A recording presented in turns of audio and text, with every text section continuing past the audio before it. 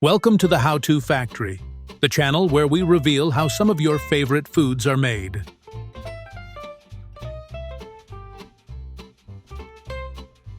Chicken broth powder, savory, rich, and packed with umami, is a kitchen essential used in everything from soups and stews to sauces and marinades. It's a convenient alternative to liquid broth, offering all the deep, comforting flavors of homemade stock in an easy-to-use, powdered form. Whether you're making a quick bowl of ramen, seasoning rice, or adding depth to a stir-fry, chicken broth powder is a secret weapon for home cooks and chefs alike. But how is this flavorful powder made? Today, we're taking you inside the fascinating process of turning real chicken into a long-lasting, flavor-packed powder. The concept of broth dates back thousands of years, with ancient civilizations simmering bones, meat, and vegetables to extract every bit of nutrition and flavor. In traditional kitchens, broth was a slow-cooked staple, used as the foundation of countless recipes. But as food technology advanced, people sought a more convenient way to enjoy its benefits without the long cooking time. This led to the development of dehydrated broths, and by the 20th century, powdered and bouillon-style broths became a pantry staple worldwide. By the way, if you love learning how your favorite foods are made, consider subscribing to the channel. We post videos just like this every week, and your support helps us a lot. Now, let's step inside a chicken broth powder production facility. The process begins with fresh chicken. High-quality chicken meat and bones are selected and slow-cooked in large industrial vats. This simmering process extracts all the deep, natural flavors, along with proteins and nutrients from the bones. The resulting liquid is a rich, concentrated broth, but it's still far from its powdered form. Once the broth reaches peak flavor, it undergoes a crucial step: filtration. Any remaining solid particles, including bone fragments and fats, are carefully removed to ensure a smooth, pure liquid. This clarified broth is then further concentrated through evaporation, reducing the water content while intensifying the flavor. What remains is a thick, golden broth concentrate packed with chicken essence. Next comes the drying process, where the liquid broth is transformed into powder. This is done using either spray drying or freeze drying. In spray drying, the concentrated broth is blasted into a heated chamber where tiny droplets dry instantly into a fine powder. Freeze drying, on the other hand, involves freezing the broth and then removing the moisture through sublimation, preserving even more of the flavor. Both methods ensure a long shelf life while keeping the savory, umami-rich taste intact. After drying, the powder is blended with seasonings and stabilizers to enhance flavor and ensure consistency. Ingredients like salt, onion powder, garlic, and sometimes a touch of fat or yeast extract are added to mimic the richness of fresh broth. Some varieties may even include natural chicken fat for an extra boost of authentic taste. Once the perfect blend is achieved, the powder moves to the final stage: packaging. It is carefully measured and sealed into airtight containers, ensuring that every spoonful delivers maximum flavor. From small seasoning packets to bulk-sized containers for food service, chicken broth powder is packed and shipped worldwide, ready to bring rich, homemade taste to any dish with just a sprinkle. From simmering fresh chicken to carefully drying and blending the perfect seasoning mix, the journey of chicken broth powder is a remarkable fusion of traditional cooking techniques and modern food technology. So, the next time you stir a spoonful into a dish, you'll know just how much care and precision went into making that little burst of savory goodness. Lard, rich, smooth, and full of flavor, has been a staple in cooking for centuries. While it may not be as trendy as olive oil or butter, lard remains a key ingredient in countless dishes, from flaky pie crusts and tamales to crispy fried chicken and traditional biscuits. Chefs and home cooks alike appreciate its ability to enhance texture and flavor in ways that other fats simply can't. But how is lard made on an industrial scale? Today we're taking you inside the fascinating process of turning pork fat into pure, creamy lard. Lard has a long history, dating back thousands of years. Ancient civilizations used rendered animal fat not only for cooking, but also for preserving food, making candles, and even waterproofing. In the 19th and early 20th centuries, lard was a kitchen essential, prized for its versatility and high smoke point. However, as vegetable oils and margarine gained popularity, lard fell out of favor. But in recent years, it has made a comeback, especially among bakers and chefs, who appreciate its natural, unprocessed qualities and superior cooking performance. By the way, if you love learning how your favorite foods are made, consider subscribing to the channel. We post videos just like this every week, and your support helps us a lot. Now, let's step inside a lard production facility. The process starts with high-quality pork fat, typically sourced from the belly, back, and around the kidneys. These fatty cuts are collected from butchered pigs and transported to the factory under strict temperature controls to ensure freshness. Once they arrive, the fat is inspected, trimmed, and prepared for rendering. Rendering is the key step in making lard. The pork fat is cut into smaller pieces and heated in large industrial vats. This slow cooking process allows the fat to melt while separating it from any remaining meat, connective tissue, or impurities.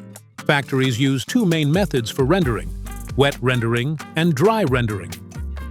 In wet rendering, the fat is cooked with water or steam, preventing it from browning and producing a purer, milder lard. Dry rendering, on the other hand, cooks the fat without water, leading to a slightly deeper, more roasted flavor. The method used depends on the intended use of the lard. Pure white lard is often preferred for baking, while slightly richer lard may be used for frying and cooking. Once the fat has fully melted, the liquid lard is carefully strained to remove any remaining solid bits, known as cracklings. These cracklings, a byproduct of rendering, are often sold as a crunchy snack or used as an ingredient in traditional dishes. The next step is refining and cooling. The hot liquid lard is passed through filtration systems to remove any microscopic impurities, ensuring a smooth and clean product.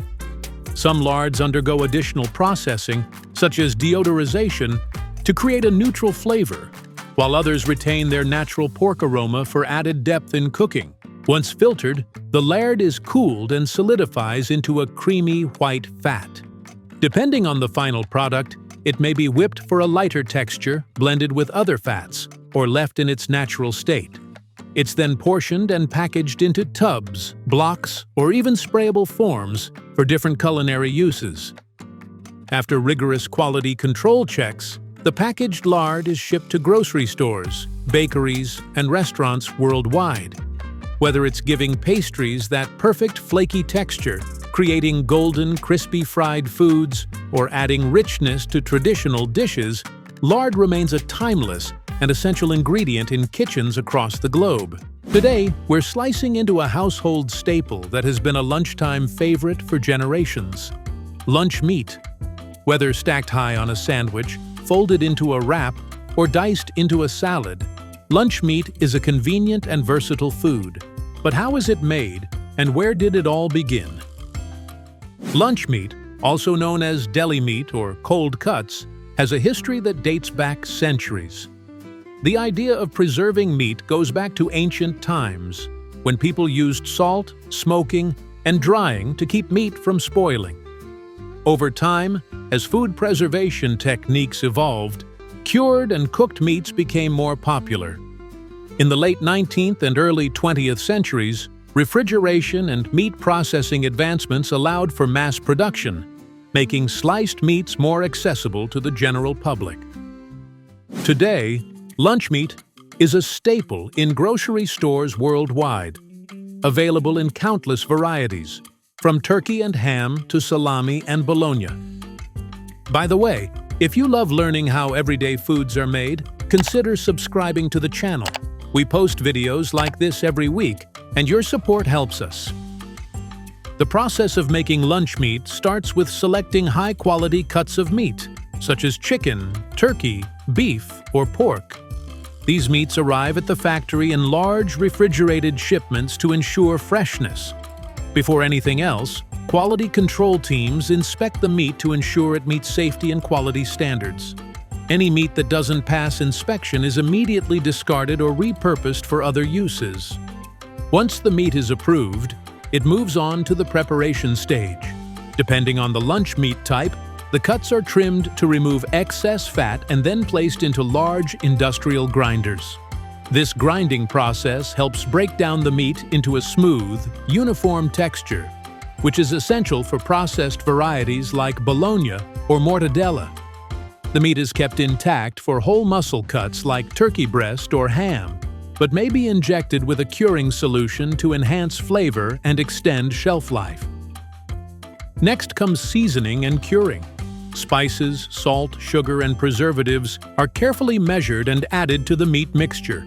This step is crucial, as it determines the flavor and texture of the final product. Some meats are mixed with water or binding agents to create the right consistency and moisture level. After seasoning, the meat is placed into large tumbling machines that massage the mixture, ensuring the ingredients are evenly distributed. Once the seasoning process is complete, the meat is shaped and cooked. For sliced deli meats like turkey or ham, the seasoned meat is placed into large casings or molds, giving it the familiar round or oval shape. These molds are then transferred to massive ovens, where they are cooked at precise temperatures for several hours. The cooking process is carefully monitored to ensure the meat reaches the correct internal temperature, eliminating bacteria and making it safe to eat. After cooking, the meat must be cooled quickly to maintain freshness. Large industrial cooling systems bring the temperature down to safe levels before the meat moves on to slicing. The slicing stage is where lunch meat takes on its final form. High-speed slicing machines cut the meat into even, thin slices, with settings allowing different thicknesses depending on the product. These slices are then neatly stacked and prepared for packaging.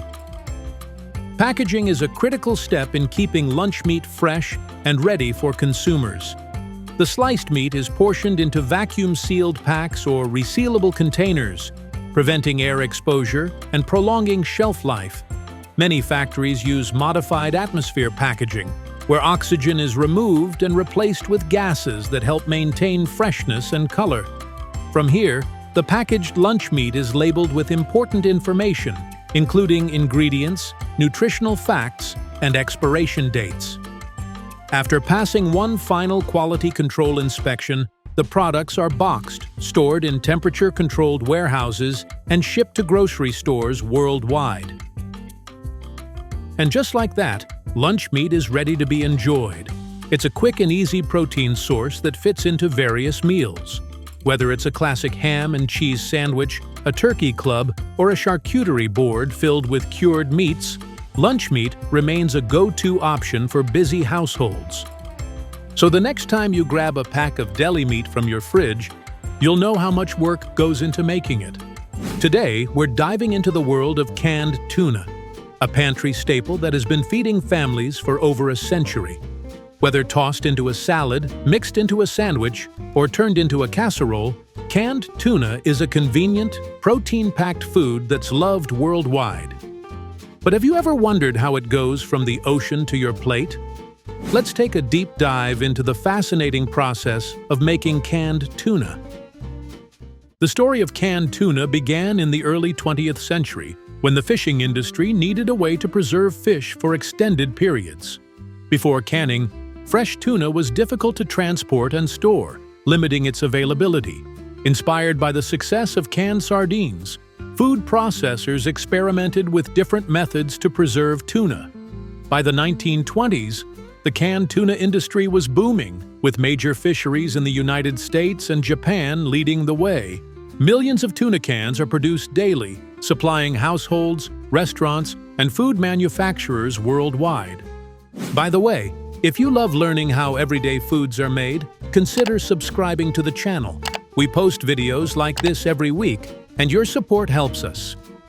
The journey of canned tuna starts in the open ocean, where large fishing vessels equipped with advanced sonar technology search for schools of tuna.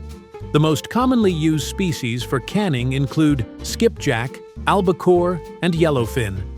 Once located, the tuna are caught using methods such as purse seining or longline fishing, ensuring efficiency while following sustainability guidelines to protect marine life.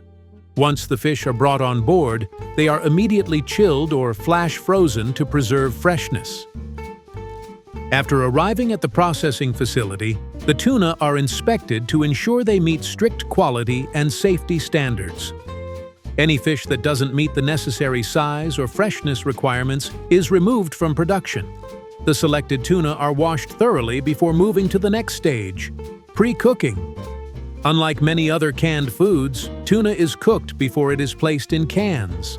The whole fish is loaded onto massive racks and sent into industrial steam ovens, where they are cooked at high temperatures for several hours.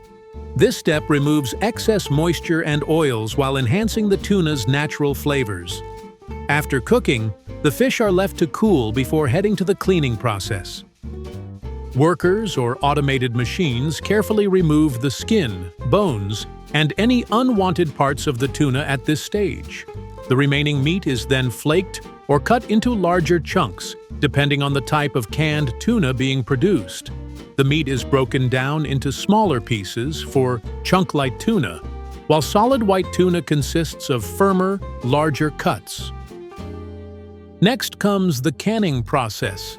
The prepared tuna meat is portioned into sterilized cans with extreme precision, ensuring each can meets the required weight. At this stage, different types of liquid are added to enhance flavor and texture. Some cans are filled with water, while others contain vegetable oil or brine, depending on the variety.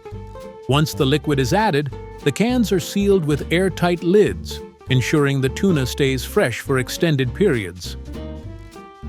Now it's time for one of the most crucial steps: retort sterilization. The sealed cans are placed into giant pressure cookers, known as retorts, where they are heated to extremely high temperatures.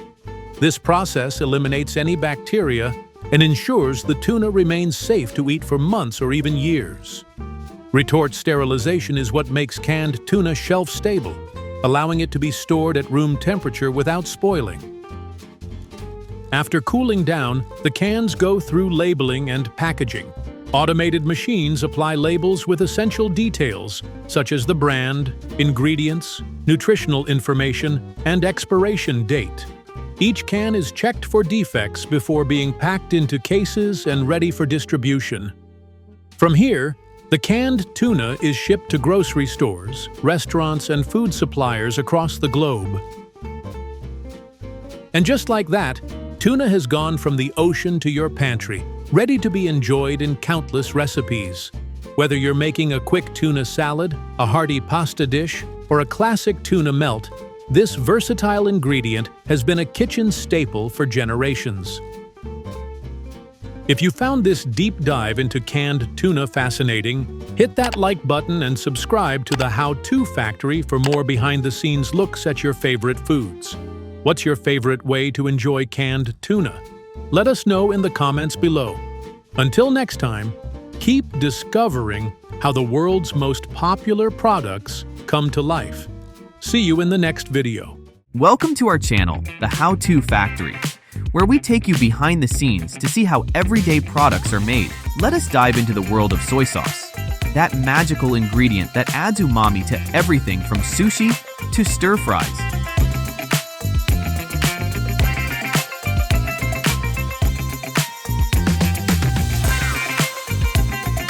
Have you ever wondered how it's made?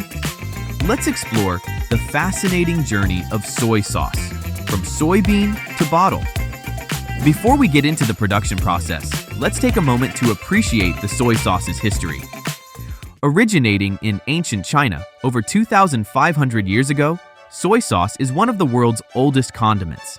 it spread to Japan and Korea, where each culture developed unique variations. Through trade routes, soy sauce became a global culinary staple, cherished for its rich flavor and versatility. The journey begins with the humble soybean, often sourced from regions like the US, Brazil, and China, known for their high-quality crops. Factories ensure only the best soybeans are used to maintain flavor and consistency. Combined with wheat, which adds a sweet, nutty flavor, these ingredients form the foundation of soy sauce. By the way, I post videos on how food is made every week. If that sounds like your kind of thing, please consider subscribing. It really helps a lot. Once the soybeans arrive at the factory, they are cleaned to remove dirt and debris, then steamed until soft. Meanwhile, the wheat is roasted and crushed. Together, these ingredients create the base for soy sauce. Next, a special mold called koji is introduced to the soybean and wheat mixture. This step is crucial, as the koji enzymes break down proteins into amino acids, including glutamate, which is responsible for the soy sauce's umami flavor.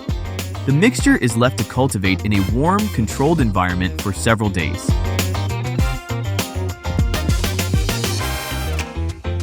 Now comes fermentation, the heart of the soy sauce production.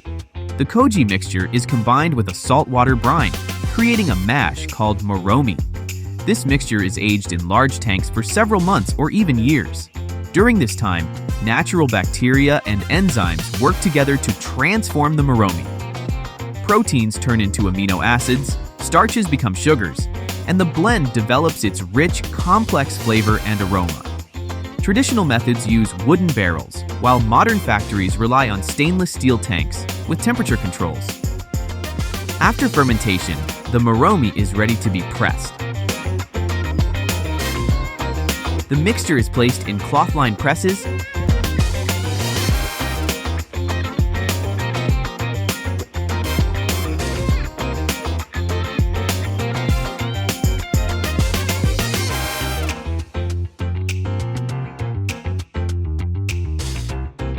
and pressure extracts the liquid, the raw soy sauce. This liquid is then filtered to remove solids, ensuring a smooth, high-quality product.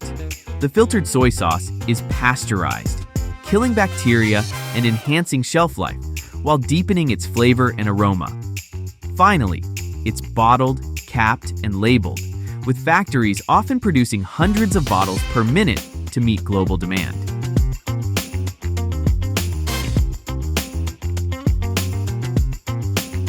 Soy sauce is a culinary chameleon. It's used for dipping sushi, marinating meats, stir-frying vegetables, and even enhancing salad dressings and barbecue sauces. Its versatility has made it an essential ingredient in kitchens worldwide. And there you have it, the journey of soy sauce from soybeans to your table. It's a process rooted in tradition, yet enhanced by modern technology. The next time you drizzle soy sauce on your food, you'll know the craftsmanship behind every drop. Let us dive into the meticulous world of sushi. From a humble grain of rice to artfully rolled delicacies, sushi's journey is a marvel of precision and care. Let's take a fascinating look at how sushi is made in factories around the globe. Sushi's origins date back to ancient Southeast Asia, where fermented fish and rice were preserved together. This practice evolved in Japan into the sushi we know today.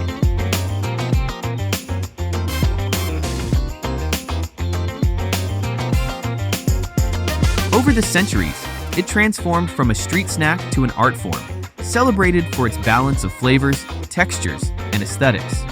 Today, sushi is a global phenomenon enjoyed in countless forms. Let's talk about ingredients before we delve into the factory process. The heart of sushi is its rice, typically a short-grain variety grown in regions like Japan, California, and Italy. The seafood is sourced worldwide, from Norwegian salmon to tuna from the Pacific. Seaweed, or nori, often hails from coastal farms in Japan and Korea, while vegetables like cucumbers and avocados come from carefully selected suppliers to ensure quality.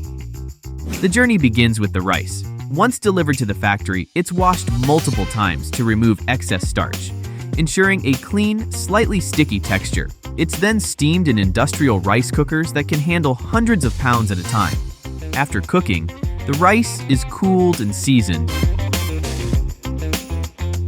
with a precise mix of rice vinegar, sugar, and salt. This step gives sushi rice its distinctive tangy and slightly sweet flavor. Next up is the nori. Sheets of dried seaweed are inspected for quality and consistency. Machines trim the sheets to standard sizes in factories and ensure they're ready for rolling. Meanwhile, seafood and other toppings are prepared. Fish is flash frozen at ultra-low temperatures to ensure safety and freshness. It's then thawed, cut, and portioned using precision machinery or skilled workers trained to handle delicate ingredients. Vegetables are washed, peeled, and sliced, often by automated systems that maintain consistency. Now it's time to bring everything together. Machines spread rice evenly over sheets of nori for maki rolls, layer on fillings, and roll them into perfect cylinders.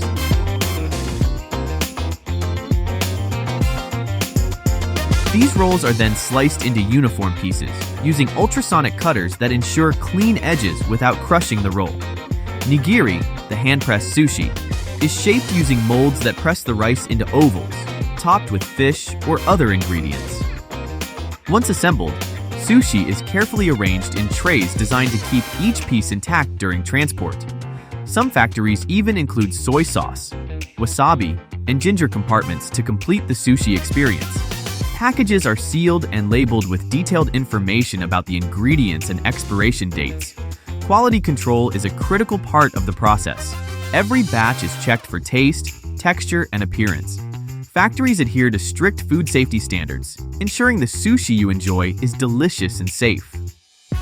Sushi is more than a meal, it's an experience.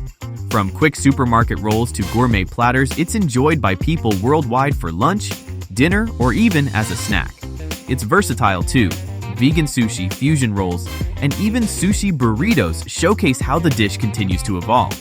And there you have it, the sushi journey from factory to your plate. A blend of tradition, innovation, and craftsmanship makes sushi such a beloved global favorite. The next time you pick up a roll, you'll know the incredible process behind every bite. Thank you for watching. Don't forget to like, subscribe, and comment below. What should we explore next? Let us know, and we'll see you in the next video.